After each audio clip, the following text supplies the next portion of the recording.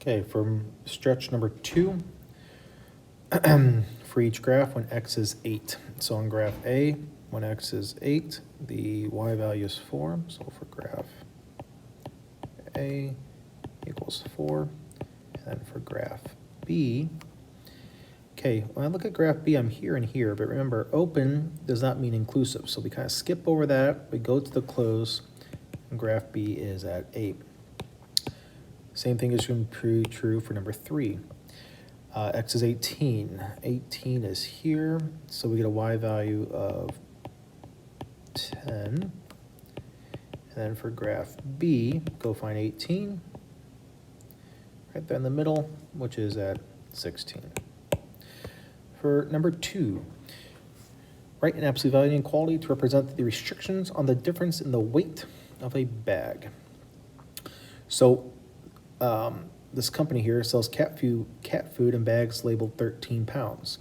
The quality control manager is in charge of making sure the bags get filled properly. To be labeled 13 pounds, a difference of no more than 0.15 pounds is acceptable. So we want to write an absolute value inequality to represent that restriction. So when you fill that bag, it's not going to be exactly 13. There's going to be a little bit of wiggle room. So whatever the weight, we're going to use W for the weight, okay? Whatever that weight is, okay, when we subtract off the 13, which is the ideal weight, we want to compare that to the 0.15 pounds. We do not want to be no more than that, so that's why I'm using less than or equal to 0.15. So when I weigh it out, if it's 13.5 pounds, and I subtract out that ideal weight of 13, 0.5 is not less than 0.15. So this would be not good. We want to be below 0.15 pounds, which gets me into part B. So what is my wiggle room here? Determine the greatest and least amount of cat food bag it can contain and still fall within the ranges. So what we're going to do then is add over, think about 13 as the ideal weight, okay?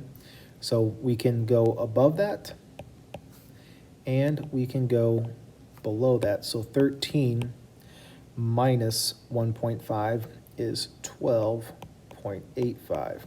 So we want to be between those two numbers. So the least amount is 12.85. And the greatest amount is 13, okay? Now, what does that look like as an inequality? All right, so we can be between these two, I'm using W for weight, these two numbers. All right, between those two, and I'm good to go.